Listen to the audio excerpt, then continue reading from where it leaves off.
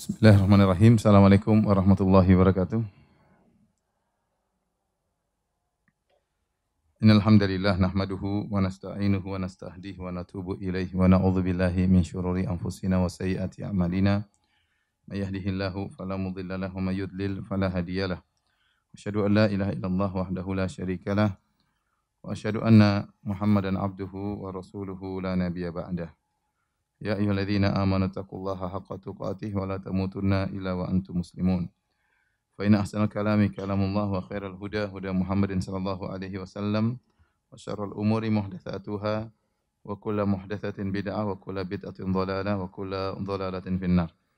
Ibu-ibu yang dirahmati Allah Subhanahu wa taala, alhamdulillah pada pagi hari ini kita dipertemukan kembali oleh Allah dalam rangka untuk saling mengingatkan.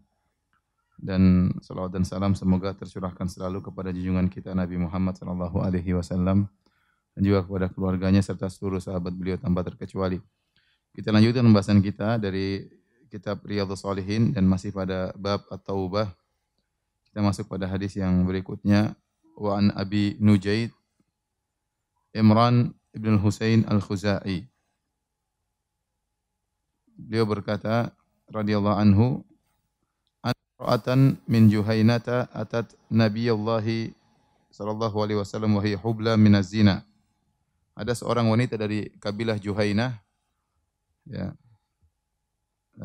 datang kepada Nabi sallallahu alaihi wasallam dalam kondisi mengandung, perutnya besar ya, karena berbuat zina.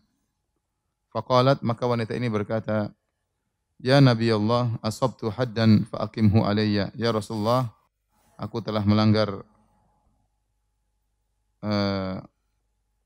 dan aku berhak untuk ditegakkan hukum had, maka tegakkanlah hukum had kepadaku. Itu dia telah berzina. Fada'a Nabiyullahi waliyaha, maka Nabi SAW pun manggil walinya. Faqala, ahsin ilaiha. Berbuat baiklah kepada wanita ini. Fa idza wada'at fa'tini. Kalau wanita ini sudah melahirkan, maka bawa dia ke sini. Fa fa'ala, maka walinya pun melakukan apa yang diwasiatkan oleh Nabi sallallahu alaihi wasallam. Fa amara biha Nabiullah fasyukkat 'alaiha thiyabuha. Maka setelah wanita ini melahirkan, maka dibawa oleh walinya kembali kepada Nabi untuk ditegakkan hukum had. Maka bajunya diketatkan supaya tidak tersingkap tatkala dirajam.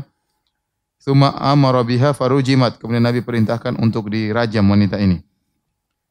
Setelah wanita ini meninggal dunia, tsumma shalla 'alaiha. Kemudian Nabi menyolatkan wanita ini.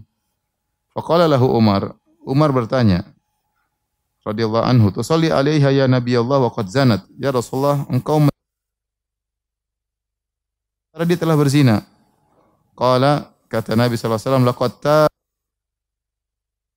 baina sab'ina min ahli al-Madinah lawasi'athum." Sungguh wanita ini telah bertaubat dengan taubat seandainya taubatnya dibagi untuk 70.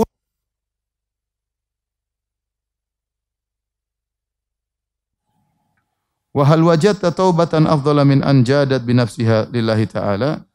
Apakah engkau mendapati suatu taubat yang lebih afdal daripada taubat wanita ini yang telah merelakan nyawanya karena Allah Subhanahu wa taala? Hadis riwayat Muslim. Hadis ini, ibu-ibu yang dirahmati Allah Subhanahu wa taala, menjelaskan tentang bahwasanya dosa sebesar apapun, di antaranya dosa zina, kalau seorang bertobat kepada Allah Subhanahu wa taala, maka akan diterima taubatnya oleh Allah Subhanahu wa taala. Ada beberapa hal yang ingin saya sampaikan ya berkaitan dengan hadis ini.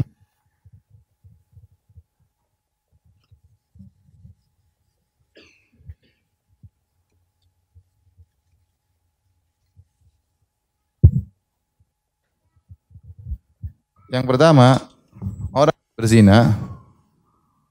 yang berzina terbagi menjadi dua. Yang pertama namanya muhsan, yaitu sudah pernah menikah dengan nikah yang syar'i. Yaitu dia pernah bernikah. Yang kedua, ghairu muhsan. Itu belum pernah menikah.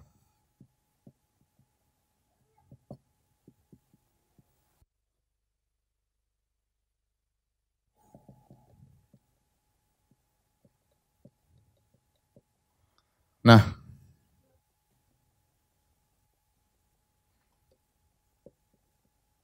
kalau yang sudah yang belum menikah jika berzina, hukumannya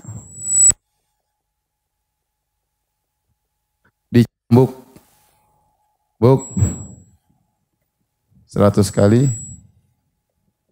dan tagribu am, diasingkan setahun. Kalau zaman sekarang dipraktikkan di Arab Saudi, kalau ada lelaki wanita yang berzina dan belum pernah menikah, maka dicambuk 100 kali, kemudian dipenjara setahun. Diasingkan dengan dipenjara. Adapun kalau sudah pernah menikah, maka hukumnya dirajam hingga meninggal.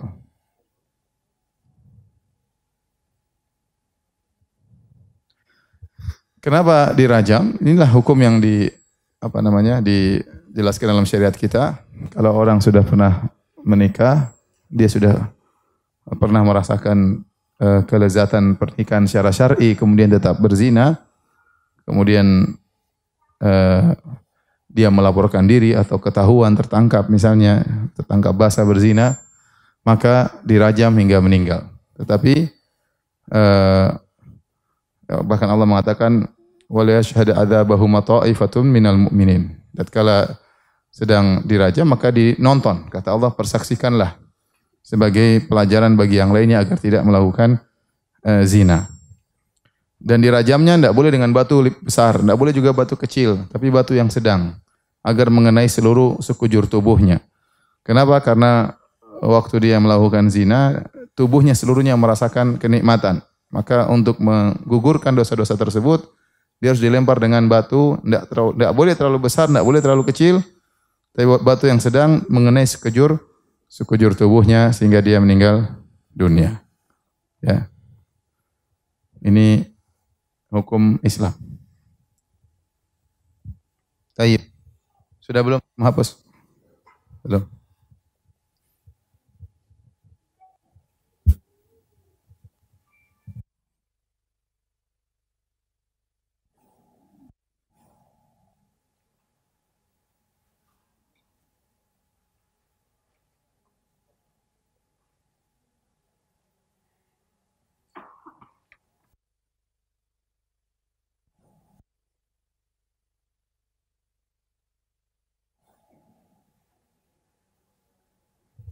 Maju-maju dikit ya, enggak, Bu? Ibu maju-maju tolong. Biar yang dapat tempat.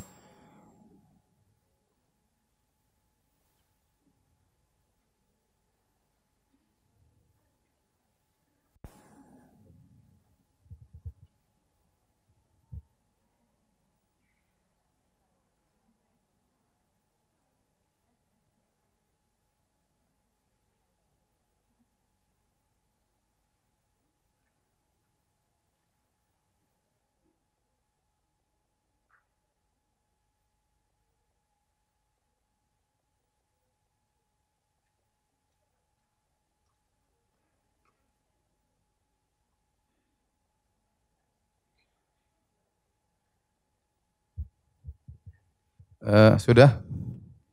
Sudah belum, Ibu? Sudah.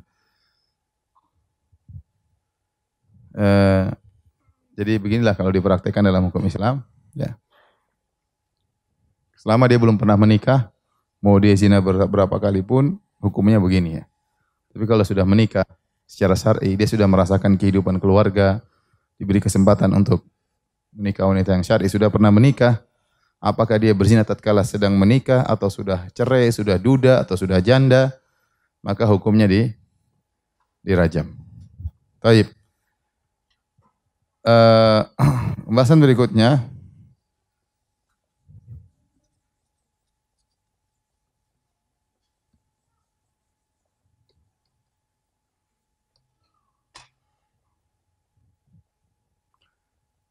cara bertobat orang yang berzina.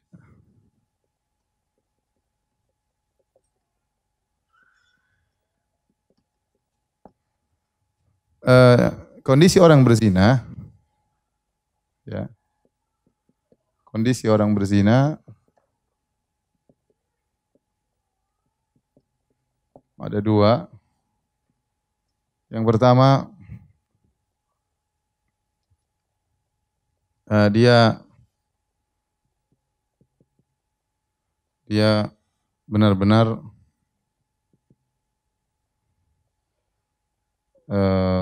menyesal dan insya Allah tidak mengulangi lagi.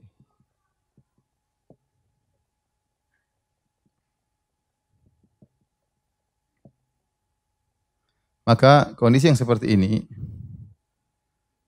sebaiknya dia tidak melaporkan diri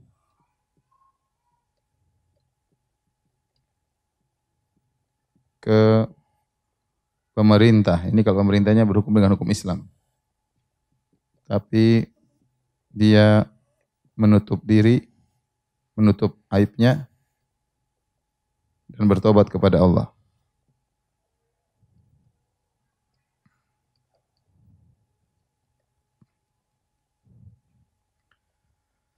Yang kedua, dia khawatir akan terjerumus lagi dan mengulangi lagi.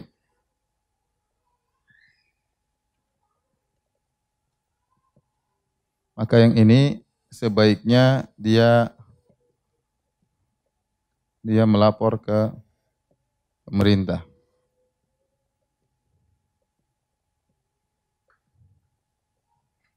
Agar ditegakkan hukum hak.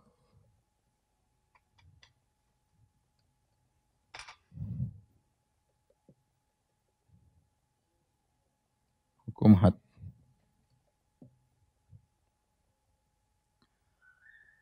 Ini kalau boleh kita Kalau boleh kita ulang ya. Ini gini sebentar. Kondisi orang berzina.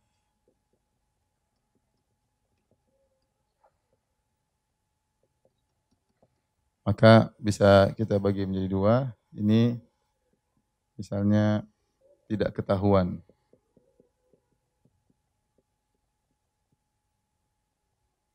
Yang satunya ketahuan. Ketangkap basah. Ya. Kalau ketangkap basah, ya. Jadi saya bahas dulu yang ini. Kalau orang berzina tidak ketahuan, apa yang harus dia lakukan supaya bertobat? Kalau dia tidak ketahuan dan maka dia menyesal dan dia yakin dia akan tidak berzina lagi, dia menangis dan selanjutnya sebaiknya dia tidak usah lapor kepada pemerintah. Cukup antara dia dengan Allah dan dia jangan ceritakan kepada siapapun. Ya. Makanya kata Nabi SAW, kullu umatin mu'afan ilal mujahirin. Setiap umatku selamat, yaitu diampuni juga oleh Allah, kecuali orang yang terang-terangan melakukannya di hadapan banyak orang, atau dia ceritakan kepada orang. Semalam saya berzina, atau dia mengaku kepada anaknya, mengaku kepada kawannya, mengaku kepada suaminya, saya berzina, mengaku kepada istrinya, saya berzina, itu tidak boleh. Kalau dia yakin dia bakalan apa? Bertobat. Sudah tidak akan mengulangi lagi. Maka sudah dia tutup aibnya, jangan pernah cerita kepada siapapun. Cukup Allah yang tahu dan Allah akan mengampuni dosa-dosanya. Tapi kalau dia, dan ini dalilnya seperti kisah Ma'iz al-Aslami, ada seorang sahabat namanya Ma'iz al-Aslami, dia berzina. Dia pernah berzina. Kemudian dia pun datang kepada Nabi SAW. Dia berkata, ya Rasulullah, saya berzina. Kata Rasulullah SAW suruh dia pergi. Dia datang lagi, ya Rasulullah, saya berzina. Kata Rasulullah, mungkin kau begini, mungkin hanya sekedar mencium, mungkin cuma ini. Rasulullah suruh pergi. Kemudian dia datang lagi, ya Rasulullah, saya berzina. Ya. Rasulullah suruh cek ini, mungkin dia lagi apa, mungkin lagi enggak. Apakah minum khamar atau apa, kenapa dia ngomong kayak gini. Sampai yang keempat, baru kemudian Rasulullah SAW tegakkan hukum had. Tatkala Nabi suruh pulang, itu menunjukkan yang baik bagi dia adalah tidak usah melapor. Tapi karena dia lapor berulang-ulang sampai 4 kali, maka Nabi SAW akhirnya tegakkan hukum apa? Had. Ya. Tapi kalau seorang khawatir terjerumus dalam zina, ya udah dia lapor daripada dia zina lagi. Udah mending dia lapor agar ditegakkan hukum had, agar dia selesai dari dosa tersebut. Karena seorang kalau ditegakkan hukum had, maka dosanya gugur. Seorang pencuri yang tangannya dipotong, dia tidak akan diadab lagi di akhirat. Seorang yang berzina sudah dicambuk atau dirajam, tidak akan lagi diadab di akhirat. Seperti itu. Adapun seorang ditegakkan hukum had karena ketahuan, maka ini sangat sulit. Karena untuk ditegakkan hukum had,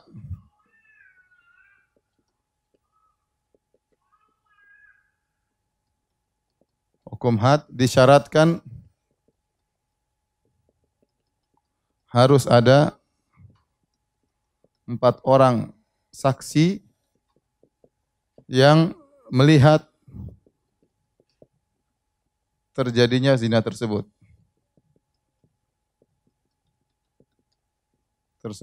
Maksudnya yaitu, yaitu ember masuk sumur. Misalnya ada 3 orang yang menangkap basah seorang berzina, 3 orang, maka tidak cukup untuk dia laporkan karena saksi cuma berapa orang? 3 orang. Kalau mereka 3 orang ini melaporkan, kurang saksi yang keempat, maka mereka ketiga dicambuk. Ya. Walladzina yarmuna azwajahum wa lam ya'tu bi arba'ati syuhada fajliduhum 8 jaldah. Kalau orang-orang yang menuduh istrinya berbuat zina kemudian tidak bisa mendatangkan 4 saksi, maka cambuklah 80 kali. Jadi harus ada 4 saksi. Kalau dia cuma punya 3 saksi, dia tiga-tiganya dicambuk. Intinya dicambuk. Ya. Harus 4 saksi. Kemudian kalau 4 saksi tersebut ada, semuanya harus lihat berzina. Kalau cuma 3 orang yang lihat berzina, yang satu cuma lihat berpelukan, berarti tidak. Harus 4-4-nya ngelihat ini sedang berzina, sedang terjadi jima. Ya, maka baru ditegakkan hukum had.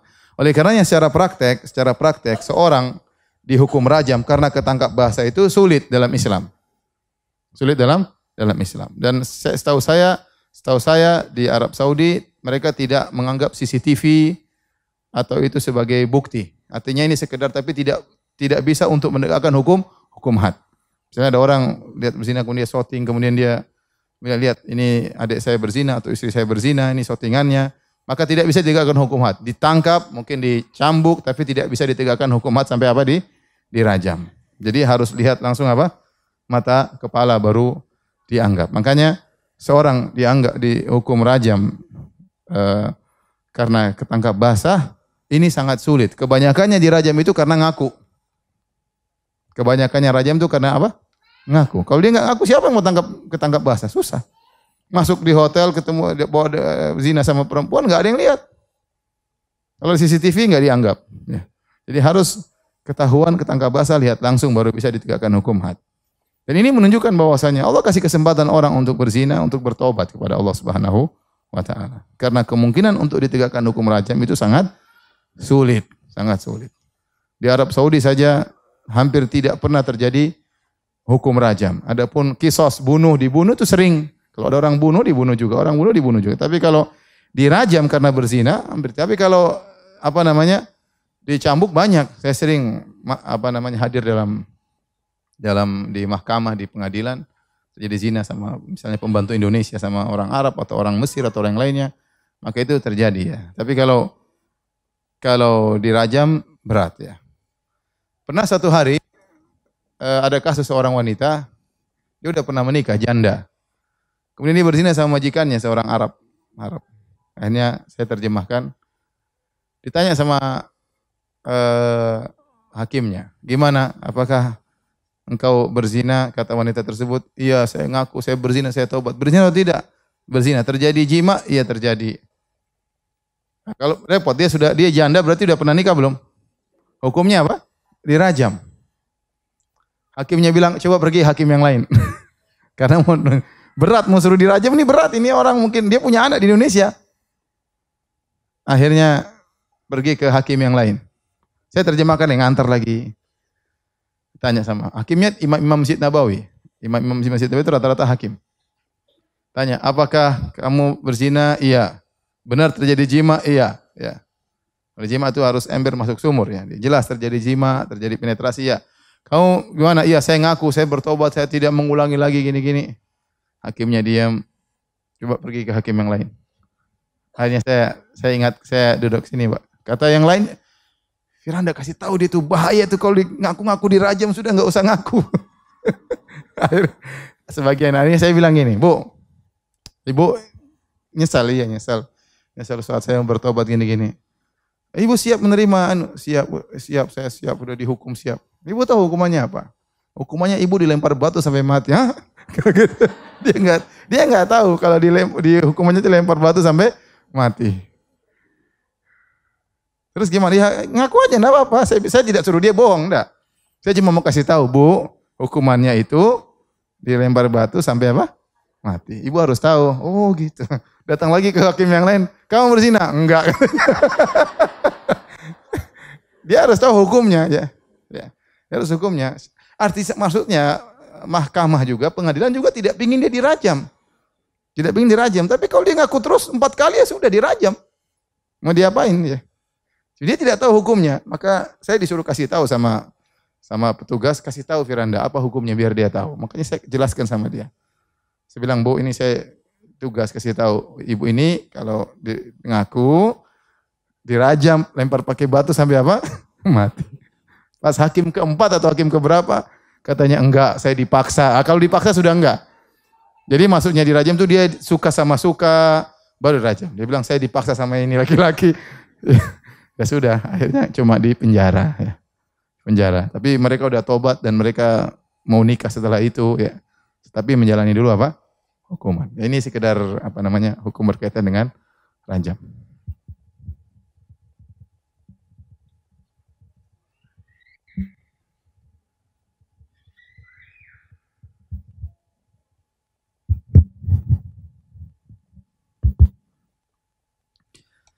Baik, hadirin yang dirahmati Allah Subhanahu wa taala, hadirat yang dimuliakan oleh Allah Subhanahu wa taala. Jadi wanita ini ya, dia berzina, bahkan dia sampai hamil. Seandainya dia sembunyikan kehamilannya di keluarganya, enggak ada yang tahu, Nabi pun tidak bakalan tahu. Tapi karena dia takut kepada Allah Subhanahu wa taala dan dia langsung datang kepada Nabi. Nabi tidak mungkin tanya. Nabi tidak mungkin suruh dia pulang karena langsung sudah ada buktinya. Buktinya dia sudah apa? Hamil. Ya sudah, Nabi beda dengan Ma'is. Ma'is waktu ngaku Al-Aslami, waktu ngaku zina, Nabi suruh pergi. Tapi tatkala wanita datang dalam kondisi hamil sementara dia tidak punya suami misalnya, sudah jelas dia berzina. Ya, maka ditegakkan hukum had, tapi karena hukum had berlaku kepada sang ibu bukan pada sang janin, maka Nabi menyuruh agar wanita ini melahirkan terlebih dahulu. Kalau sudah melahirkan baru kemudian datang lagi, baru kemudian dirajam, ya. Kemudian dirajam, ya. Waktu Ma'is dia setelah ngaku, kemudian dirajam, dia kesakitan, kemudian dia lari. Ma'is al-Aslami yang ngaku 4 kali sampai Nabi suruh bolak-balik, suruh pergi, dia datang lagi. Waktu dia dirajam, dia kesakitan, kemudian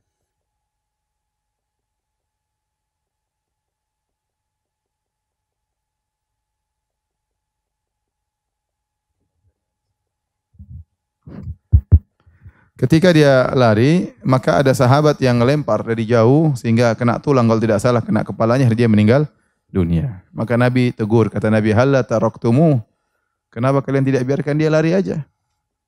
Dia bertobat kepada Allah, lantas Allah akan menerima apa? Taubatnya. Jadi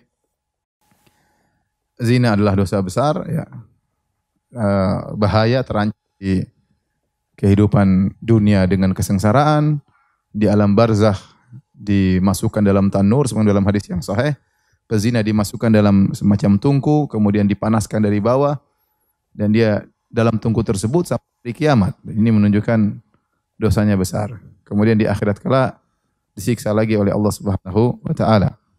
Oleh karenanya menyebutkan tentang dosa-dosa yang besar, dan yang kata Allah, ladzina la yad'una ma'allahi ilahan akhar wa la yaqtuluna nafsa allati haramallahu illa bil haqq wa la yaznun wa may yaf'al dzalika yalqa athama yudha'af lahu al-'adzabu yaumal qiyamati wa yakhlud fihi muhana illa man tab. Kata Allah, dan orang-orang tidak berbuat syirik, tidak pernah berdoa kepada selain Allah, tidak pernah bunuh orang lain, kemudian tidak pernah berzina, Ini 3 dosa besar-besar ini. Syirik, bunuh orang, zina.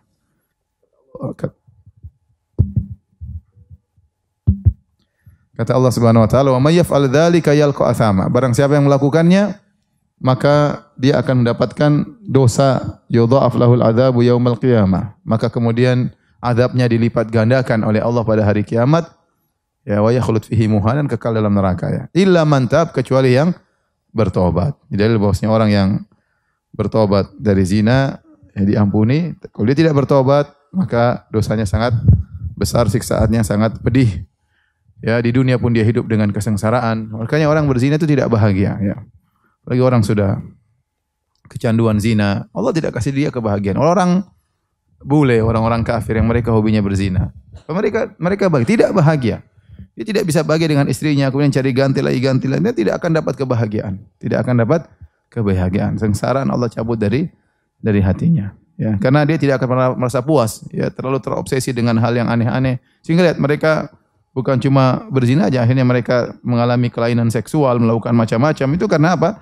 Karena kebahagiaan Allah cabut dari hati mereka. Ada yang mau berhubungan sambil mukul orang lah, kadang sama anak kecil lah, macam-macam. Mereka terus ingin terobsesi, ingin melakukan berbagai macam apa yang mereka lakukan untuk mencari kebahagiaan, tapi kebahagiaan tersebut dicabut dari mereka oleh Allah Subhanahu wa taala.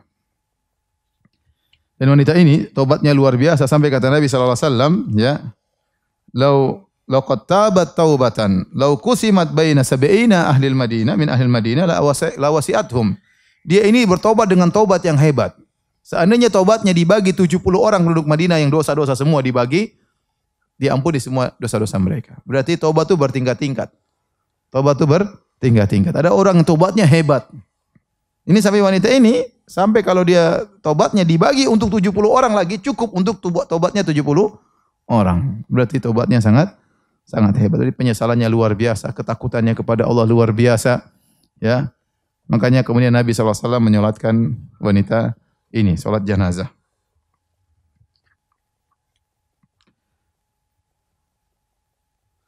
Taib. Jadi saya ingatkan kepada ibu-ibu sekalian dan ikhwan juga sekalian. Jadi kalau ada orang pernah melakukan zina, masa lalunya jangan pernah dia cerita sama siapapun. Allah sudah menutup aibnya, ya, maka dia tidak boleh cerita sama sekali. Sampai kepada suaminya pun tidak boleh. Ya, tidak boleh. Kawan dekatnya pun tidak boleh. Kepada istrinya tidak boleh. Ya. Itu aib yang sudah Allah tutup dan Allah akan ampuni. Karena barang siapa yang ditutup oleh Allah aibnya, kemudian diceritakan, maka ampunan Allah dicabut oleh Allah Subhanahu wa taala. Baik, kita lanjutkan. Hadis berikutnya, wa an Ibni Abbasin radhiyallahu anhuma, dari Ibnu Abbas radhiyallahu anhuma, anna Rasulullah sallallahu alaihi wasallam qaal, Rasulullah sallallahu bersabda, "Lau anna li ibni Adam mil'u wadin malan," seandainya seorang anak Adam punya satu lembah isinya harta, ya, entah emas, entah perak, ya, entah perhiasan, satu lembah isinya harta, ya. Kalau ibu-ibu mungkin satu lembah isinya tas, ya. Isinya sepatu. Apalagi isinya? Apalagi la ahabba anna lahu ilaihi mislahu. Maka dia ingin mencari lembah yang berikutnya, itu sifat manusia. Dalam riwayat kata Nabi sallallahu alaihi wasallam, "Lau kana li ibni Adam wadiyani min dhahab labtaghu thalithan." Kalau seandainya seorang anak Adam punya 2 lembah isinya emas tok, dia akan cari lembah yang ketiga, tidak pernah puas. Wala yamla'u aina bini Adam illa turab, dan tidak akan memuaskan pandangannya kecuali kalau dia sudah mati ditutup dengan tanah. Ya, wa yatubullahu ala man tab, dan Allah menerima taubat orang yang bertobat. Muttafaqun alaih. Hadis ini menggambarkan tentang bagaimana semangat manusia untuk mencari harta dan tidak pernah puas, tidak pernah qanaah. Sifat manusia kalau sudah masalah dunia selalu lihat ke atas, ya. Oleh karenanya, jika dia sudah diberi kenikmatan, dia lihat ke atas yang lebih kaya, mobilnya lebih bagus, ya. Rumahnya lebih bagus, kemudian pingin lagi seperti itu, ya. Dia padahal Allah sudah beri dia kecukupan dan dia tidak pernah berhenti. Makanya terkadang kita lihat orang sudah umur 80 tahun masih semangat, ya. semangat ini, semangat anu, mencari harta. Kapan dia berhenti untuk beribadah? Sementara dia sudah kaya raya, usahanya sudah ada yang jalankan. Tapi dia tidak pernah puas. Kenapa? Karena begitulah. Kalau sudah dikasih satu lembah harta, ingin cari lembah berikutnya. Itu sifat manusia. Harta itu kalau kita ikuti seperti air asin, semakin kita minum semakin haus. Ya. Makanya Nabi ingatkan, la tanzuru ila man fawqakum. Jangan lihat ke atas kalau urusan dunia. Walakin inzuru ila man asfala minkum. Tapi lihat yang di bawah. Fa innahu ajdaru alla tasdaru ni'matallahi alaikum. Dengan demikian kalian tidak akan meremehkan nikmat Allah. Kalau kita ibu-ibu lihat ke atas terus, enggak akan pernah berhenti. Itu sudah punya tas bagus nih, lihat itu tasnya lebih bagus ya. Yang repot suaminya, Mas, beli tas lagi dong Mas ya. Kenapa ini? Ini salah bergaul nih ya. Lihat tas orang lebih bagus, kepingin lagi. Ya kalau suaminya punya duit, enggak apa-apa kalau enggak punya duit. Ya. Ada polisi pernah ketemu saya, umroh sama saya, Ustaz, aduh istri saya kemarin main ke tetangganya, lihat tetangganya punya kulkas baru, pulang-pulang dia bilang, Mas beli kulkas baru dong. Masya. Terpengaruh ya. Terpengaruh. Makanya kalau ibu-ibu ada rasa diri pingin ini, pingin anu, pingin ini, pergi yang susah-susah. Di sini banyak orang susah di Bekasi. Ya. Banyak tidak? Banyak main sana masuk ke rumahnya. Ada ibu-ibu rumahnya cuma 3x4 ya. Itu situ tempat tidurnya, situ tempat masaknya, di situ ada WC-nya, anaknya ada berapa? Itu ada seperti itu. Dia kontrak udah 3x4 mau diapain? Tipe berapa itu? Tipe 12. Ada orang yang anaknya sakit, tidak bisa dia ajak, tidak ada biaya untuk berobat, mati di pangkuannya. Mau diapain? Diruqyah, meninggal. Ya. Ada anaknya masuk rumah sakit, sampai sekarang belum dia bisa keluarkan. Kenapa? Enggak ada uang untuk menebus obat. Banyak orang susah. Ya. Makanya kalau ibu kelihatan pingin ini, pingin hidup glamor, pingin punya ini sudah suruh lihat seperti itu, biar bersyukur kepada Allah. Ya. Sekalian pergi ke kuburan biar lebih bersyukur. Ntar lagi mati. Jadi kita ini lupa bahwasanya kita hidup cuma sebentar ya. Maka sifat manusia seperti itu, kalau sudah diberi emas selembab ingin cari lagi yang lain, tidak akan pernah puas. Kita tidak bisa seperti Nabi SAW. Nabi dia berdoa apa dalam doanya? Allahumma ja'al rizqa ali Muhammadin qutan. Ya Allah, jadikanlah rizki keluarga Muhammad pas-pasan. Itu doanya Nabi SAW. Itu doa berat. Saya sampai sekarang belum bisa doa seperti itu.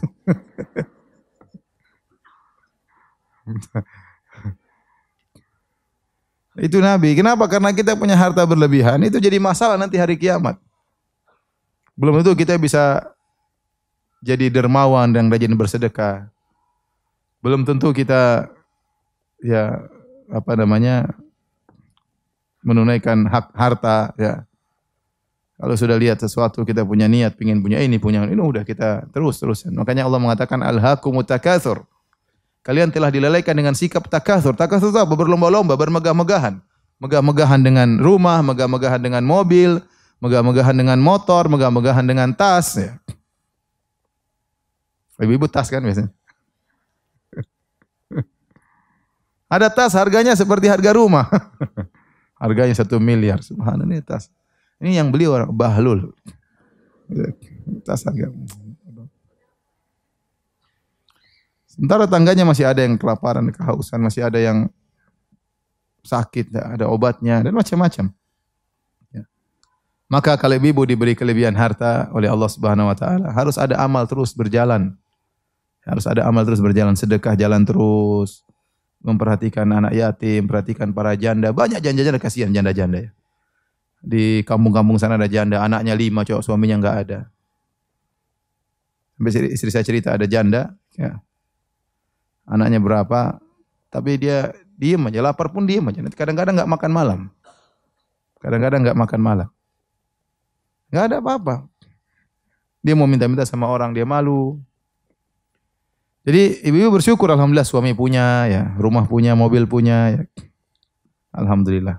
Jangan lagi lihat-lihat ke atas pengin yang lebih mewah, enggak akan ada selesainya, ya, enggak akan ada selesainya. Jadi Nabi mengatakan demikian, kalau anak Adam memiliki 2 lembah emas, dia akan mencari lembah yang ketiga. Makanya kita disuruh lihat yang ke bawah agar kita pandai bersyukur kepada Allah Subhanahu wa taala. Kata Nabi, wala yamla'u aina ibni Adam ila turab. Dia tidak akan puas kecuali kalau sudah dikubur dihimpit dengan tanah, baru dia sadar bahwasanya itu semua hanyalah akan dia tinggalkan. Makanya kata Allah, alhaakumut takatsur hatta zurtumul maqabir. Kalian terlalaikan dengan sikap berlomba-lombaan, bermegah-megahan, berbanyak-banyakan. Kapan selesai? Sampai kalian masuk kuburan baru selesai. Baru sadar, oh ternyata apa yang saya lakukan selama ini tidak ada faedahnya sama saya di akhirat kelak. Dalam alam barzah tidak ada faedahnya. Namun meskipun demikian, kata Nabi SAW, wa yatubullahu ala man tab. Allah menerima taubat orang yang bertobat. Artinya apa? Kata para ulama, hadis ini mengisyaratkan, namanya orang kalau sudah tamak, ingin punya harta yang banyak, dia akan melakukan hal-hal yang haram. Transaksi haram, transaksi riba, apalah dia, karena dia ingin punya. Dia ingin punya, maka dia sering melakukan yang haram-haram. Ya. Tetapi, kalau dia bertobat kepada Allah, Allah akan terima taubatnya. Ya. Allah akan terima taubatnya. Maka seorang tidak boleh putus asa, selama masih ada nyawa di badan, jika dia bertobat kepada Allah, Allah akan terima taubatnya jika dia bertobat dengan taubat yang nasuh, taubat yang sebenar-benarnya. Tapi kita lanjutkan hadis berikutnya. Wa an Abi Hurairah radhiyallahu taala anhu, dari Abu Hurairah radhiyallahu anhu, anna Rasulullah sallallahu alaihi wasallam qala, bahwasanya Rasulullah sallallahu bersabda, yadhaqullahu subhanahu wa ta'ala ila rajulaini yaqtulu ahaduhumal akhar yadkhulanil jannah. Allah tertawa terhadap dua orang lelaki yang salah satunya membunuh yang lainnya. Satu membunuh, satu terbunuh. Tetapi dua-duanya masuk surga. Yuqatilu hadha. Bagaimana kok bisa dua-duanya masuk surga? Yuqatilu hadha fi sabilillah fayuqtal. Yang satu ini berjihad melawan orang kafir, ternyata dia terbunuh oleh orang kafir. Tsumma yatubu alal qatil. Kemudian yang kafir tadi masuk Islam belakangan. Fayuslim, kemudian dia pun masuk Islam, kemudian dia ikut lagi dalam jihad, kemudian mati syahid. Fayustashhad. Maka dua-duanya masuk surga. Ini lucu ya, coba. Si A dan si B. Si B kafir, si A Islam. Kemudian mereka bertemu dalam medan pertempuran. Akhirnya si A dibunuh oleh si B. Matilah si A, dibunuh oleh si B, si A masuk surga. Ternyata sampai di surga si A ketemu si B. Si A heran, kok bisa ente di sini juga? Bukannya ente yang bunuh saya. Oh, kok enggak ceritanya? Saya dulu masuk Islam, sadar saya. Ini perkara yang apa? Dua-duanya masuk. Ini membuat Allah tertawa melihat kedua orang tersebut. Ini terjadi pada sebagian sahabat atau sebagian salaf. Ya. Betapa banyak sahabat yang dahulunya dalam saf barisan kaum musyrikin kemudian masuk Islam. Khalid bin Walid contohnya. Betapa banyak dia bunuh orang Islam, banyak sahabat. Kemudian dia masuk Islam, kemudian menjadi pahlawan hebat ya. Seperti ada seorang kalau nggak salah namanya Al-Aswad Al-Anasi, dia pernah ngaku sebagai nabi. Setelah Nabi SAW meninggal dunia, dia ngaku sebagai seorang nabi. Dan kita tahu ngaku sebagai nabi itu kafir. Maka terjadi peperangan dengan orang kaum muslimin. Maka dia pun kabur, dikejar oleh dua orang sahabat. Di antaranya Uqasyah bin Mihsan. Maka dikejar, dia lawan. Uqasyah meninggal dunia, mati syahid. Satunya lagi mati syahid, dua orang. Kemudian Al-Aswad Al-Anasi ini, setelah itu, dia masuk Islam, dia sadar, dia bertobat. Kemudian dia datang ke Umar bin Khattab radhiyallahu anhu. Umar bin Khattab mengatakan, bukankah kau yang telah membunuh si Fulan dan Uqasyah? Kata dia, benar ya Umar. Allah telah memuliakan mereka berdua dengan tanganku. Artinya mereka berdua mati syahid gara-gara saya Umar. Kemudian dia pun juga mati syahid ikut perang dan juga akhirnya mati syahid setelah dia bertobat di kemudian hari. Jadi itu mungkin terjadi. Intinya bahkan dosa membunuh pun kalau seorang bertobat kepada Allah, maka Allah akan terima taubatnya. Jadi di sini Al-Imam Nawawi menyebutkan hadis-hadis tentang orang yang melakukan dosa-dosa besar. Tadi zina kalau bertobat diterima oleh Allah Subhanahu wa taala. Orang mungkin mendolimi orang gara-gara ingin harta banyak, tapi kalau bertobat diterima oleh Allah Subhanahu wa taala. Bahkan orang membunuh orang lain, kalau bertobat juga akan diterima oleh Allah Subhanahu wa taala. Dalil bahwasanya Allah Maha menerima taubat. Tapi ini rahmatillah Subhanahu wa taala, kita selesai dari bab taubat ya. Kita masuk pada bab berikutnya, bab as-sabar, bab tentang sabar ya. Pembahasan tentang sabar adalah pembahasan yang penting Ibu yang dirahmatillah Subhanahu wa taala, karena setiap kita pasti diuji ya, dan semua orang hidup di atas muka bumi ini pasti mengalami ujian. Tidak ada yang terlepas dari ujian. Karena memang dunia ini adalah medan ujian. Allah ciptakan manusia di atas muka bumi untuk diuji. Kata Allah, "Alladzi khalaqal mauta wal hayata liyabluwakum." Allah yang menciptakan kematian, menciptakan kehidupan liyabluwakum, untuk menguji kalian. Jadi kita harus sadar kita diciptakan memang untuk diuji. Ya. Kalau ujian selesai, kalau di surga baru enggak ada ujian. Selama kita masih hidup di dunia, kita bakalan diuji. Kata Allah Subhanahu wa taala, "Kullu nafsin dha'iqatul maut wa nabluukum bisyarri wal khairi fitnah." Setiap yang bernyawa pasti akan merasakan kematian, dan kami akan menguji kalian. Akan menguji kalian dengan kesusahan, dengan kebaikan, sebagai ujian fitnah. Wa ilaina turja'un, dan kalian akan dikembalikan kepada kami. Dan siapa yang tidak pernah diuji? Setiap kita pasti pernah diuji. Ada yang diuji dengan mertuanya, betapa banyak ibu-ibu diuji sama mertuanya. Apalagi kalau tinggal serumah, waduh itu setengah mati ya. Sering ngeluh, ini gimana mertua saya, Ustadz, gini-gini ngeluh. Ada yang diuji dengan mantunya. Mantu saya kurang ajar, tidak tahu terima kasih, anak saya tidak dihargai, anak saya tidak dihormati. Masa anak saya mau pergi, ya siapin sendiri, tasnya siapin sendiri, bajunya setrika sendiri. Mantu kayak apa itu? Kata mantunya, ini mantu zaman now, Bu. Ada orang diuji dengan suaminya. Betapa banyak wanita diuji dengan suaminya. Suaminya selingkuh, suaminya tidak kasih nafkah. Sampai saya kemarin ditanya, baru aja ditanya, kalau 2 hari lalu. Ustadz, bolehkah saya ngambil duit suami saya? Kenapa? Karena suami saya tidak kasih nafkah sama saya. Kalau saya sakit, dia tidak kasih biaya untuk berobat. Saya tidak tanya ibu-ibu, tentunya boleh-boleh terus. Saya cerita ini. Dari tadi jawabnya boleh. Saya sedang cerita, ada orang tanya sama saya. Ini orang diuji sama suaminya. Ada orang seperti itu, kasihan. Ada diuji sama suaminya, tiap hari suaminya bilang, saya mau poligami. Itu didengar terus sama istrinya. Ini suami ini tiap hari bilang poligami, tidak juga poligami ya. Menderita istrinya tiap hari mendengar cita-cita suaminya yang tidak pernah terkabulkan. Menyakitkan hati ya. Sebaliknya ada juga suami diuji dengan istrinya nuntut saja kerjanya, duit saja pikirannya, materi saja pikirannya, minta beli ini, minta beli anu, tidak pernah bersyukur ya. Ada uang abang disayang, enggak ada uang abang ditinju ya. Banyak seperti itu. Sebagian wanita seperti itu ya. Ada macam-macam, ada orang diuji dengan anaknya nakal, ya Allah, narkoba, kemudian tidak sholat, macam-macam. Ya, orang kadang mengeluh sama anaknya. Bapak ibunya sudah ngaji, anaknya belum ngaji, masih nakal, masih pacaran, waduh, ujian tersendiri. Ya.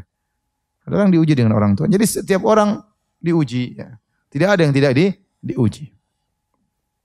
Tunjukkan kepada saya seorang yang tidak pernah diuji, enggak ada.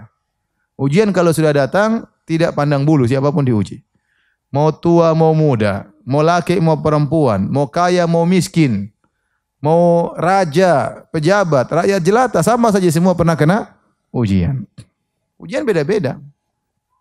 Mungkin orang dikasih kekayaan, dia diuji di sisi yang lain, kita enggak tahu.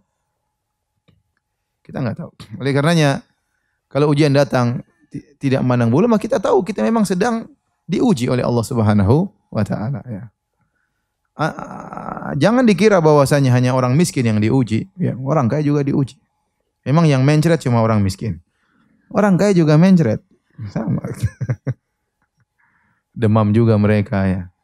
Jangan antum kira hanya orang miskin aja yang mencret. Raja juga mencret, presiden juga apa? Mencret. Nah, mereka juga susah. Terkadang kita lihat wajah mereka tuh kasihan ya. Saya kemarin baru ketemu dengan pejabat. Saya bilang sama timnya, saya kalau dikasih uang miliaran, saya disuruh jadi dia, saya nggak mau. Ngapain? Setengah mati ya. Mau jadi pejabat tuh pikiran banyak, tugas banyak, macam-macam, dimaki orang, caci maki orang. Ya. Mau kaya-kaya juga, mau kaya seberapa sih? Ya. Mau jujur, mau kaya seberapa? Mau kalau kaya korupsi, repot lagi di akhirat. Repot. Terus dia kaya, terus kelebihan dia dari saya apa bedanya? Dia bisa, makan 1 piring, saya bisa 2 piring. Masih mending saya daripada dia. Masa mau tidur saya juga tidur ya. Mungkin jadwal tidur saya lebih banyak daripada dia. Terus apa yang jadi dia coba? Mau dihormati, saya juga dihormati orang. Apa? Terus mau diapain? Mau jadi dia ngapain? Ya. Terus apa coba? Naik mobil sama. Saya dia mobil satu, saya juga mobil satu. Enggak mungkin dia mobil dua sekalian, enggak mungkin. Ya sudah. Terus ngapain jadi dia? Ya. Artinya mau saya masing-masing diuji. Pejabat punya ujian, ustadz punya ujian, semua punya ujian. Jadi jangan hidup, jangan pernah mimpi kita hidup tidak diuji. Itu mimpi, buang aja, enggak mungkin. Kalau Anda ingin hidup tidak diuji, Anda mati aja. Kalau tidak ingin diuji, mati aja. Mati di alam kubur diuji lagi sama ujian baru. Jadi seorang harus sadar bahwasanya kehidupan di atas muka bumi ini penuh dengan apa? Ujian. Maka dia harus belajar tentang bab sabar supaya sabar. Ya, karena betapa sering cita-cita kita tidak terkabulkan, sering sekali. Betapa banyak nahkoda pingin berlayar ke sebelah selatan. Dia ingin angin menerpa ke selatan. Ternyata anginnya ke utara. Tapi dia harus menjalankan nahkoda, kapalnya harus tetap berlayar. Ya bagaimana? Ada orang misalnya sedih, aduh Ustaz, istri suami saya poligami. Terus mau apa? Dia mau bunuh diri. Kehidupan keluarga tetap berjalan. Tidak sesuai dengan keinginan, tapi harus berjalan. Anti harus sabar, beribadah, mumpung masih hidup banyak baca Quran. Itu ujian hidup. Mau diapain? Terus mau cerai, jadi janda, lebih susah lagi. Gak ada suami, apalagi umur sudah tua 40 sekian. Siapa yang mau lagi sama anti? Maksudnya ada orang kadang, kalau sudah gak mau ujian, dia mau lari, gak bisa lari juga. Terus mau diapain? Saya katakan tadi, nahkoda terkadang ingin menjalankan kapalnya ke selatan. Angin ternyata menerpa ke utara. Apakah dia gak jadi berlayar? Tetap berlayar dia. Tetap dia berlayar. Meskipun dengan berbagai macam rintangan. Ya.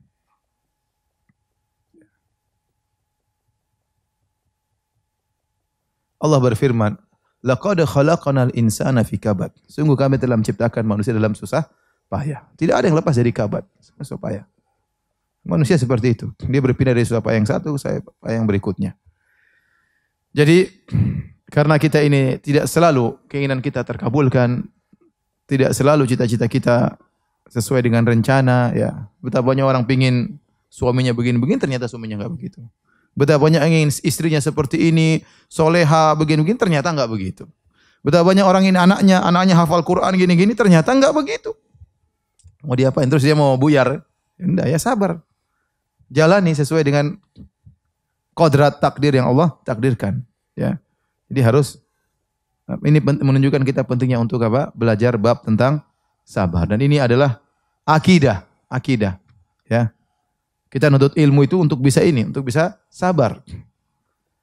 Terkadang kita lihat orang-orang tua kita, ya, kita udah ngaji, udah hafal ini, hafal anu, tidak sabar. Sementara ada orang tua mungkin yang sudah banyak makan garam, ya, dia lebih sabar padahal tidak ada ayat yang dihafal. Kita malu, harusnya kita yang sudah belajar agama, sudah pakai jilbab, ya, sudah pakai cadar, ya, harusnya lebih bisa menerapkan ayat-ayat dan hadis-hadis Nabi Shallallahu Alaihi Wasallam. Ya. Maka ibu-ibu yang dirahmati Allah Subhanahu Wa Taala, ya, kita harus belajar bersabar, ya. Ibu-ibu yang paling suka tidak bersabar, sedikit-sedikit apa? Marah, ya, sedikit-sedikit ngomel. Taib.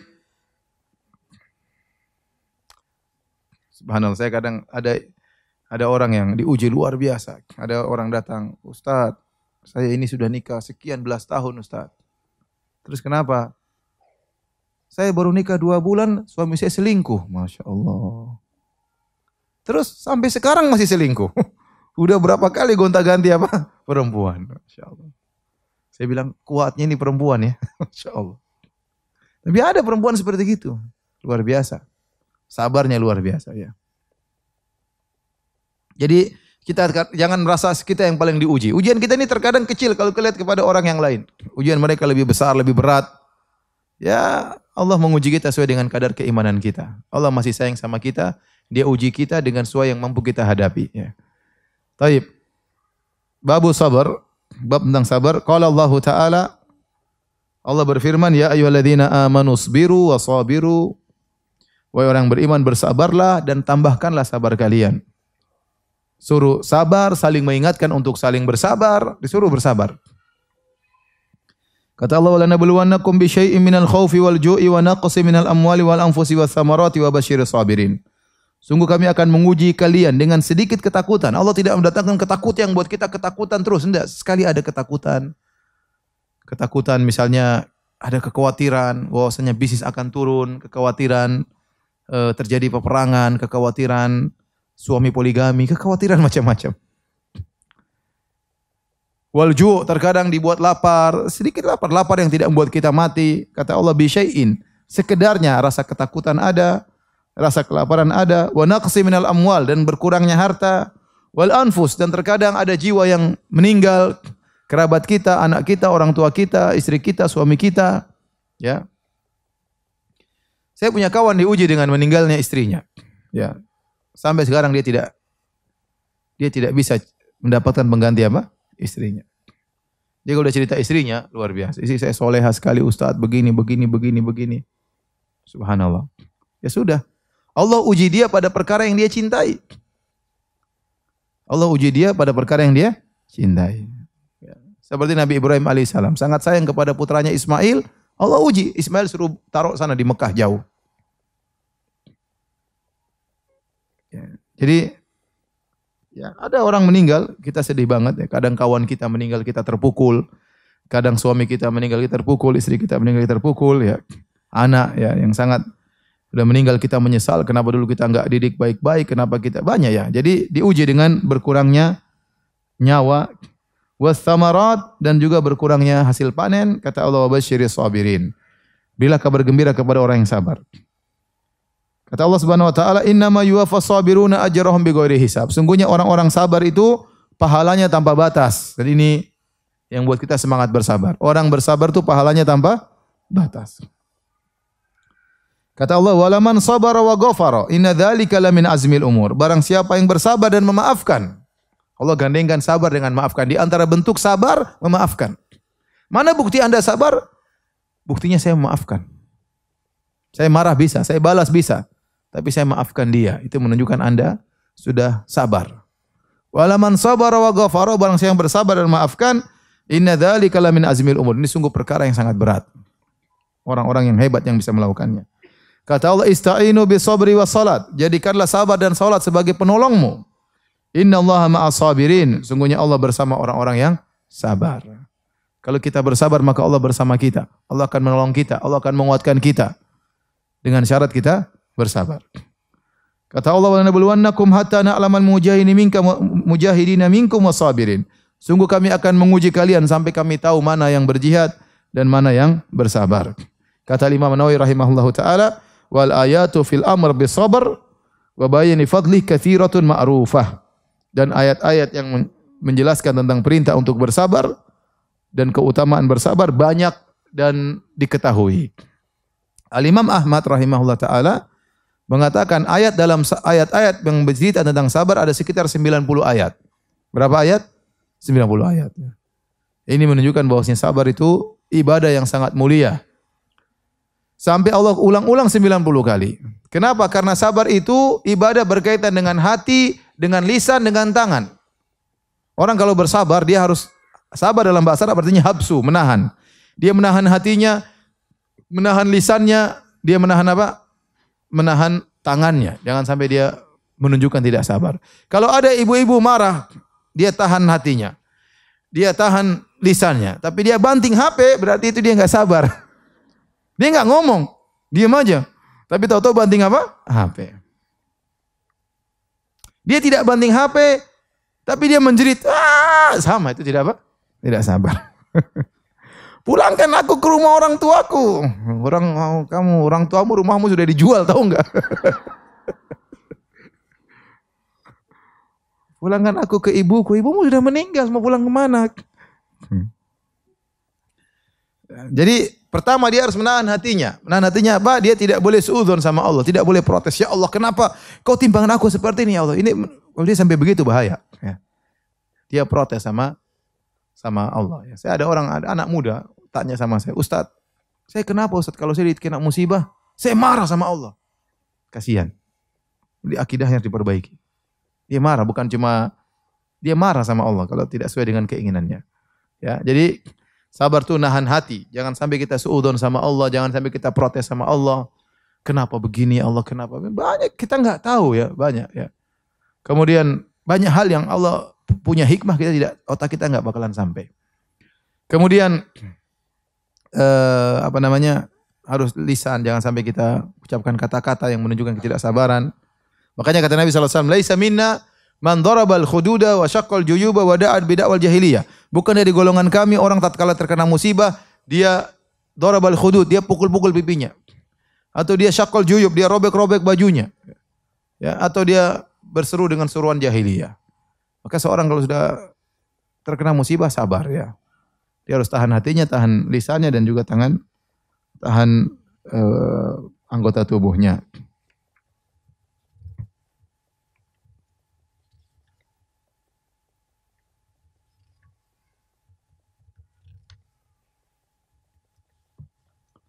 Taib.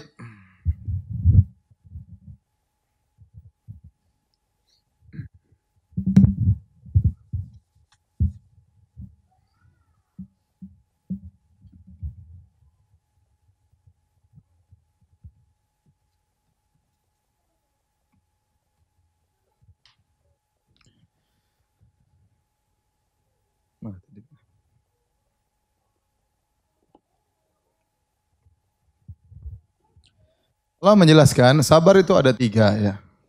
Sabar itu ada 3 ya. Yang pertama sabar ala taatillah, sabar dalam menjalankan ketaatan.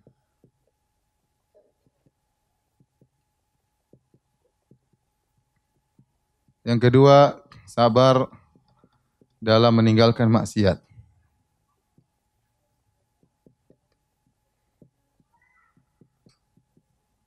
Yang ketiga, sabar dalam menghadapi ujian.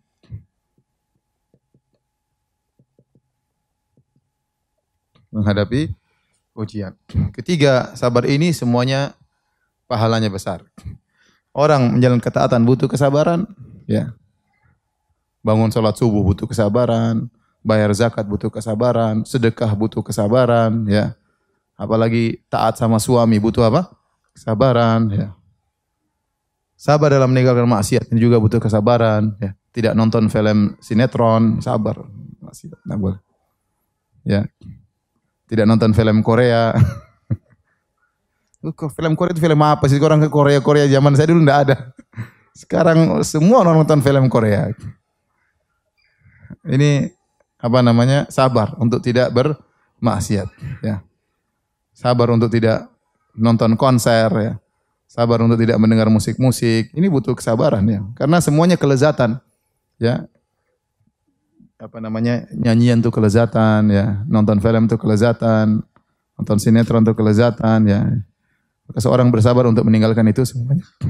Kemudian sabar dalam menghadapi ujian, sebagaimana yang tadi kita sebutkan, kalau diuji dengan hal yang tidak kita sukai, kita bersabar. Allah Subhanahu wa taala dalam sabar dalam menjalankan ketaatan, Allah sebutkan bahwasanya sabar dalam jalan ketaatan sebab masuk surga. Sebab masuk surga. Di antaranya Allah sebutkan dalam surat Ar-Ra'd, ya. Ar-Ra'd ayat kalau enggak salah 80 sekian nih. Saya carikan ayatnya.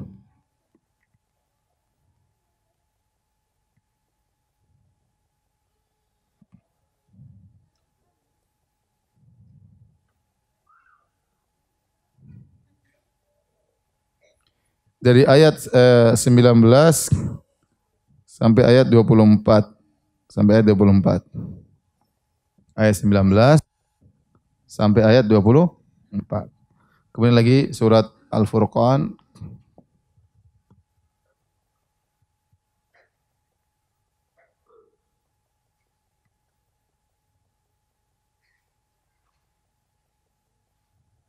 Surat Al-Furqan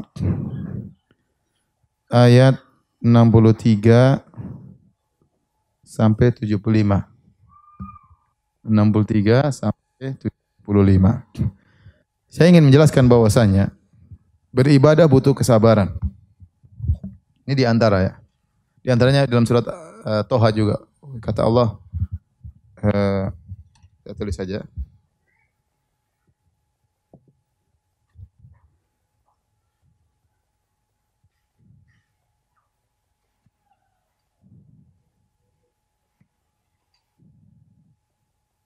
Ayat 132. 132.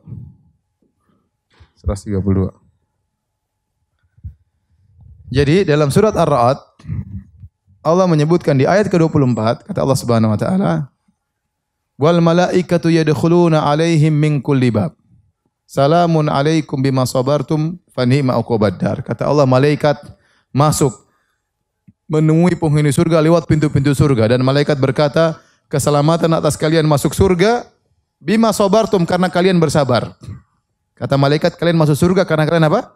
Bersabar. Fa ni'ma uqbaddar, sungguh kalian mendapati kesudahan yang terbaik. Nah, apa yang disabarkan? Ini dari ayat 19. Allah sebutkan tentang ayat-ayat tentang amal soleh yang semuanya butuh kesabaran. Kata Allah, "Walladzina yufuna bi ahdillahi wa la yanquduna al-mitsaq." Dan orang-orang yang menunaikan janji Allah dan tidak membatalkan janjinya. Artinya dia sabar. Kalau sudah berjanji, sudah bernazar, dia harus apa? Penuhi. Kemudian kata Allah, "Walladzina yasiluna ma amarallahu bihi ayyusal." Dan orang-orang yang menyambung silaturahmi. Menyambung silaturahmi butuh kesabaran. Telepon orang tua, datangi orang tua, diomelin orang tua, sabar ya. Harus ada hadiah buat orang tua. Safar jauh-jauh ketemu orang tua, ini butuh kesabaran. Bahkan kata Nabi, "Fafihi ma fajahid." Berjihadlah dalam berbakti kepada kedua orang tuamu. Berinteraksi dengan kakak dan adik, tante, paman, sepupu, ini butuh kesabaran. Ada orang datang kepada saya bilang, "Ustaz," dia ngeluh. Waktu saya di Madinah dia datang, ketemu pas umrah. "Ustaz, saya ini gimana Ustaz? Kalau saya kasih duit sama adik-adik saya, mereka bilang saya sombong. Sombong bagi-bagi duit. Kalau saya enggak bagi duit, dibilang pelit." Sabar.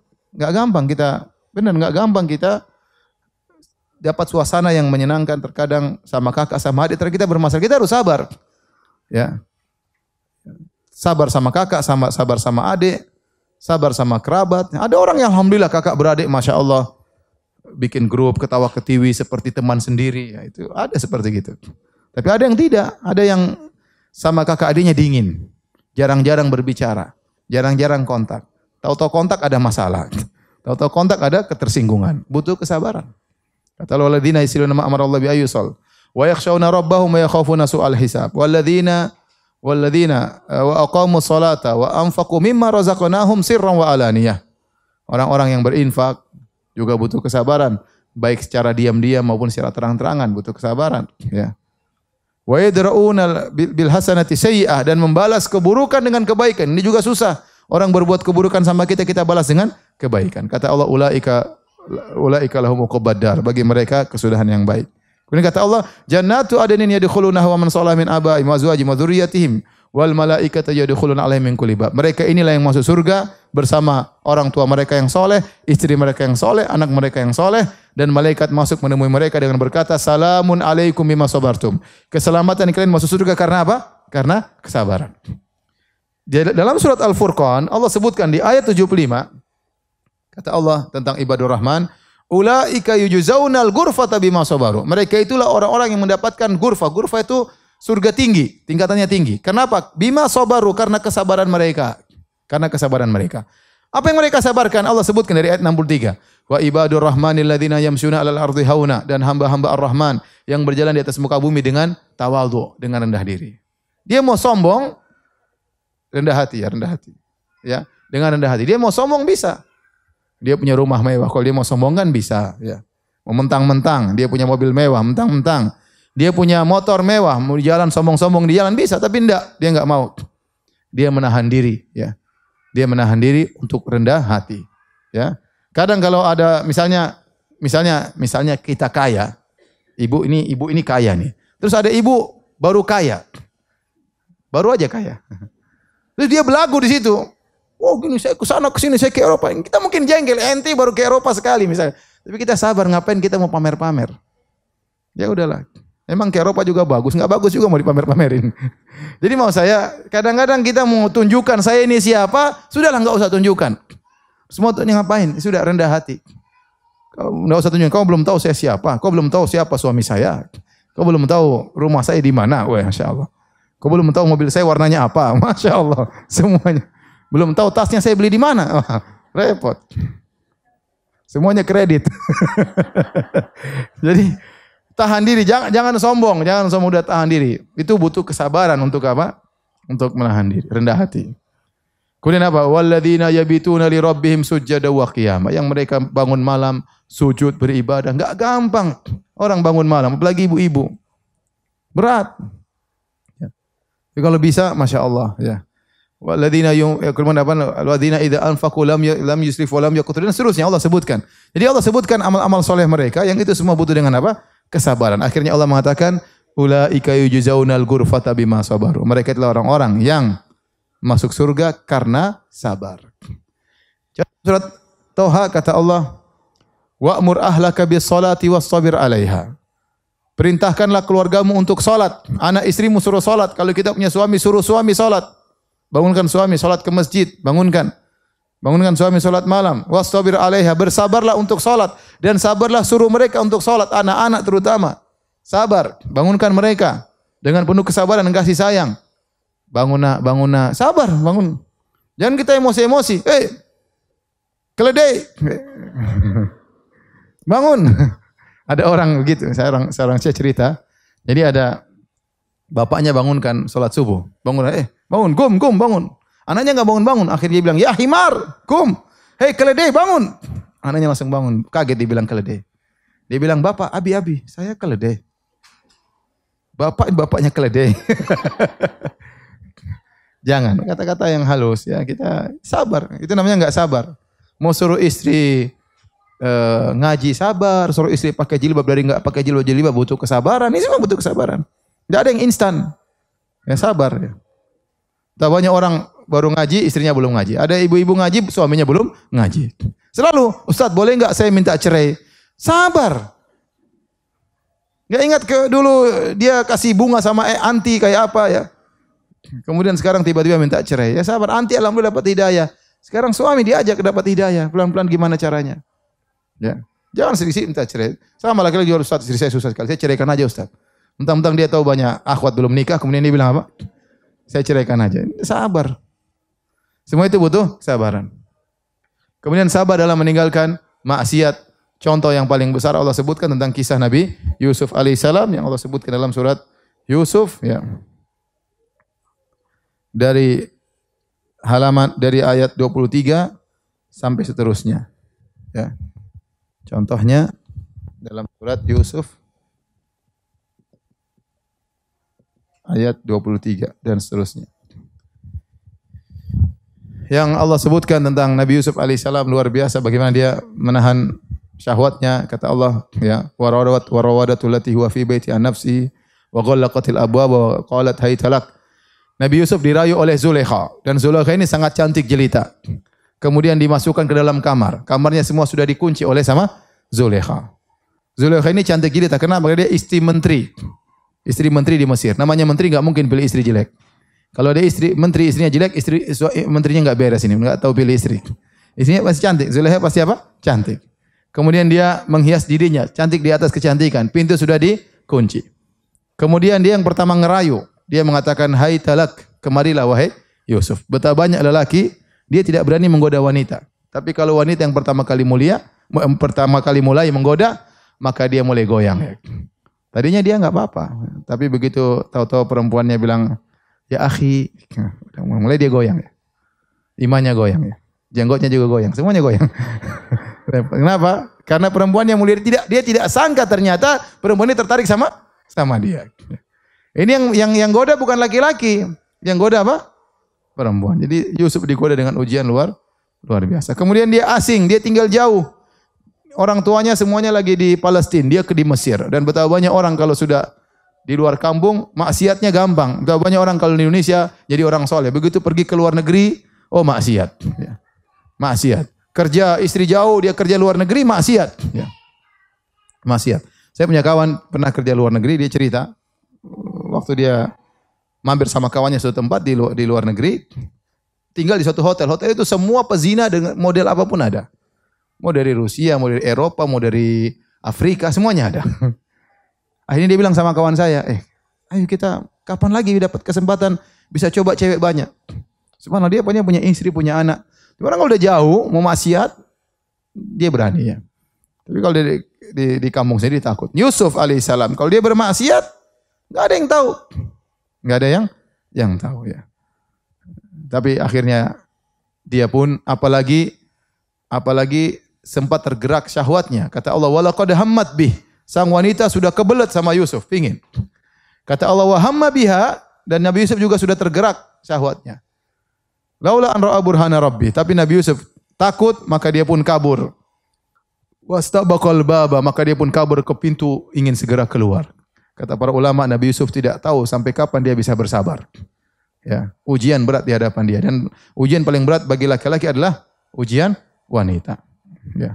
Betapa banyak lelaki, jangankan seperti dalam hadis kata Nabi SAW, rajulun da'atu imra'atun da'atu mansib wa jamin wa qala inni akhafullah. Seorang lelaki diuji dengan wanita cantik dan kaya raya, dan dia berkata aku takut kepada Allah. Ya, berat. Betapa banyak lelaki KO gara-gara diuji dengan perempuan yang tidak cantik. Masih lebih cantik istrinya. Tapi dia sudah KO sama perempuan yang tidak begitu cantik. Karena kata orang rumput tetangga lebih hijau daripada rumput apa? Sendiri. Apalagi kalau yang digoda sama wanita cantik seperti Yusuf alaihissalam. Akhirnya Nabi Yusuf pun kabur. Lari meninggalkan maksiat tersebut. Dia bersabar karena Allah Subhanahu wa taala. Makanya Allah abadikan kisahnya. Ini contoh bersabar meninggalkan apa? Maksiat, dan itu tidak gampang. Itu berat. Itu berat.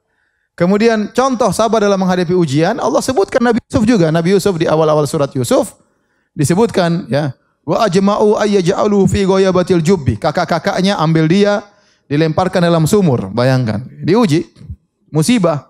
Lempar dalam sumur, dibiarkan. Bayangkan, masih kecil Yusuf. Dia diuji, kakak-kakaknya hasad sama dia, lemparkan dalam sumur. Kemudian akhirnya dijual jadi budak, jadi pekerja, ya, dijual ke Mesir. Ini semua ujian. Tetapi kata Syekhul Islam Ibnu Taimiyah rahimahullah taala, ujian Nabi Yusuf dilempar dalam sumur masih lebih ringan daripada ujian digoda sama Zulaikha. Saya ulangi, ujian Nabi Yusuf dilempar dalam sumur itu ujian masih lebih ringan daripada diuji oleh siapa?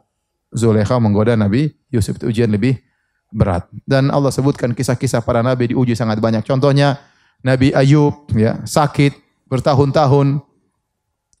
Akhirnya dia berdoa kepada Allah, anni masaniyad-dhurr wa anta arhamur rahimin. Ya Allah, aku ditimpa dengan penderitaan dan Engkau Maha Pengasih lagi Maha Penyayang. Akhirnya disembuhkan oleh Allah Subhanahu wa taala. Demikian saja Ibu-ibu pertemuan kita kali ini. Kalau ada yang bertanya saya persilahkan. Insyaallah kita lanjutkan bulan depan insyaallah. Ada yang bertanya?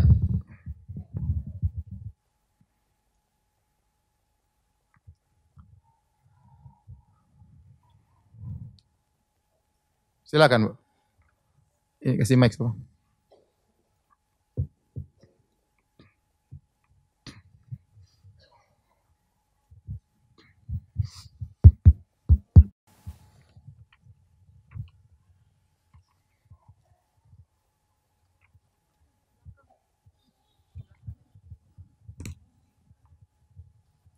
Silakan, Bu. Di belakang.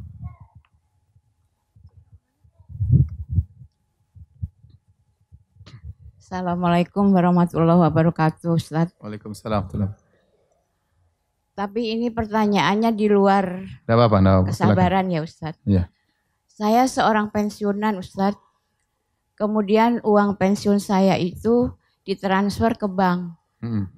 Dan di bank itu ada bunganya. Iya.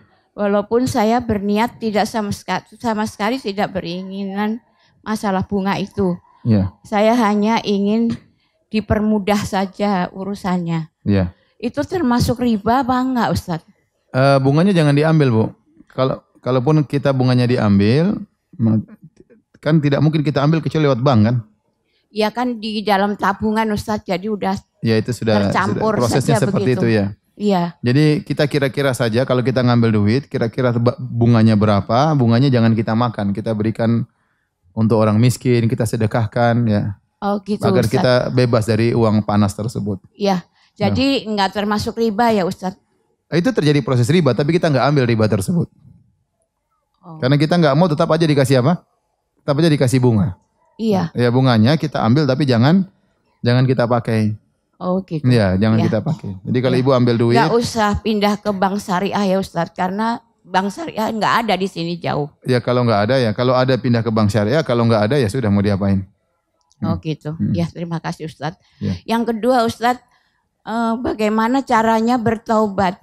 Apakah harus melalui sholat taubat? Apa cukup kita sesudah sholat menyatakan berdoa kepada Allah ingin taubat gitu Ustaz? Taubat disunahkan sholat taubat, tapi tidak wajib. Kalau bisa sholat taubat itu lebih baik karena hukumnya sunnah. Kalau tidak sholat taubat juga tidak apa-apa. Yang penting kita bertobat kepada Allah Subhanahu Wa Taala. Ya. Ada lagi bertanya?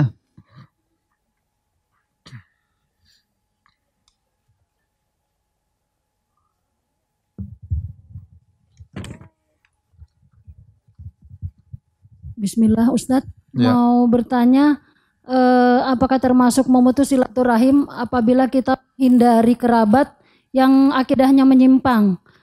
Yang kedua mau bertanya mengenai penyakit ain, apakah berlaku hanya untuk manusia atau seluruh makhluk hidup termasuk hewan? Mengenai kita menjauh dari kerabat yang akidahnya menyimpang, saya rasa tidak perlu kita menjauh. Kita mungkin tetap aja baik sama mereka, ya. Kita saja terkadang bisa baik sama lain agama, bukan cuma Islam. Terkadang kita bertetangga dengan orang Nasrani, kita baik sama mereka, apalagi sama kerabat. Kalau dia menyimpang ya sudah, kita jangan dengar apa yang dia sampaikan. Kalau dia sampaikan syubhat, kita menjauh. Ya, tapi tidak harus kita memutuskan apa? Silaturahmi. Kecuali kalau kita khawatir, misalnya keluarga kita Syiah ternyata. Setiap kita kontak dia kasih syubhat terus, ya itu enggak apa-apa. Kita menghindar dari dia. Tapi kalau kontak dia juga enggak ngomong masalah agama, ya sudah, enggak usah ngomong masalah agama. Tetap aja kita baik-baikan, jangan sampai bermusuhan. Ya. Kalau tidak bisa ya udah, mau diapain? Ya.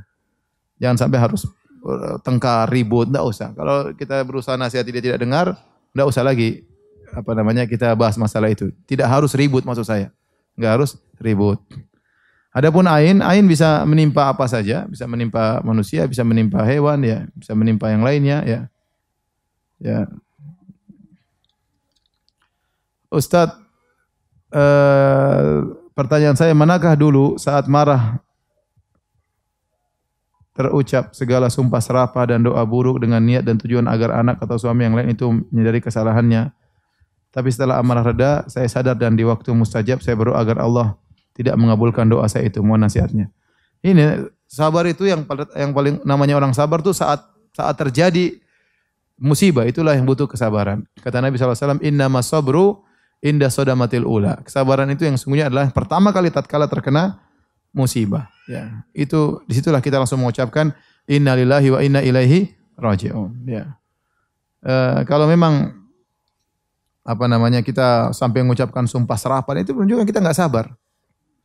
Ya kalau kita sudah terlanjur ya kita berdoa kepada Allah menyesal, itu menunjukkan ketidaksabaran kita. Nanti kalau terjadi lagi jangan diulang lagi. Ya, jangan diulang lagi. Kita boleh marah tapi marahnya terkontrol, bukan marah kita emosi, marah ingin perbaiki anak kita. Saya terkadang saya marahin anak saya padahal saya tidak mau marah, tapi saya berlagak lagi marah. Padahal saya tidak marah sebenarnya. Supaya apa? Supaya dia baik. Allah Maha tahu saya tidak sedang marah dia. Saya kadang-kadang sama anak saya seperti itu. Saya tidak marah, tapi saya nggak mau, saya bentak-bentak. Padahal saya sebenarnya saya tidak marah, hati saya tidak marah. Saya sayang sama dia. Cuma saya harus marah begitu supaya dia berubah. Ya.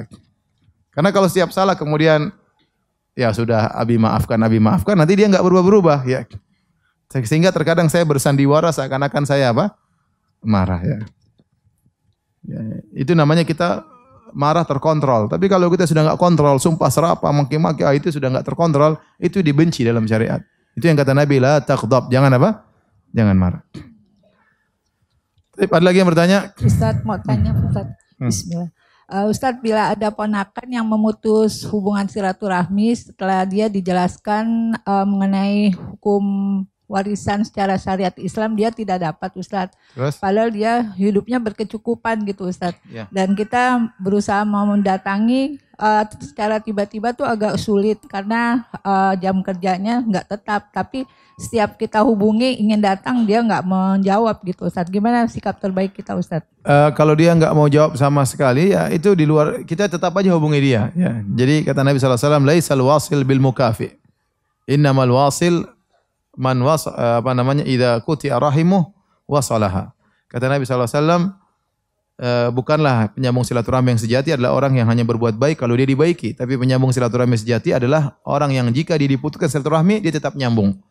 Jadi dalam kondisi ini saya lihat ponakan yang salah, dia yang memutuskan apa? Silaturahmi. Apalagi dia lebih muda, dia ponakan. Kemudian dia tidak dapat warisan, dia marah-marah. Kita jangan putuskan, jangan kita bilang, ya sudah kalau enggak, kita kontak sama dia. Lebaran misalnya, Ramadan, selamat berpuasa, kita kontak gimana kabarnya, enggak apa-apa. Ya, artinya kita dapat pahala kalau kita demikian. Tapi kita enggak berdosa karena dia yang apa? Menjauh. Tapi kita jangan ikut-ikutan menjauh. Jangan ikut-ikutan apa? Menjauh. Tapi ada lagi yang bertanya?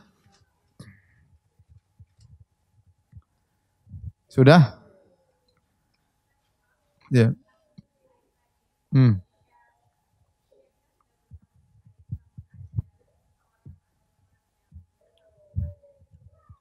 Kita tegur dia, jangan cerita, tolong, ini aib saya. Kalau dia tahu aib kita, kita tegur dia, jangan ceritakan aib apa? Aib saya. Ya, tegur. Kalau dia yang buka, kita enggak urusan. Urusannya dia, ya. Dia yang buka aib kita tetap diampuni oleh Allah. Dia yang membuka, bukan kita. Tapi demikian saja kajian kita, ibu-ibu yang dirahmati Allah Subhanahu wa taala. Insyaallah kita bertemu bulan depan dengan izin Allah Subhanahu wa taala. Subhanakallah bihamdik asyhadu an la ilaha illa anta astaghfiruka wa atubu ilaik. Assalamualaikum warahmatullahi wabarakatuh.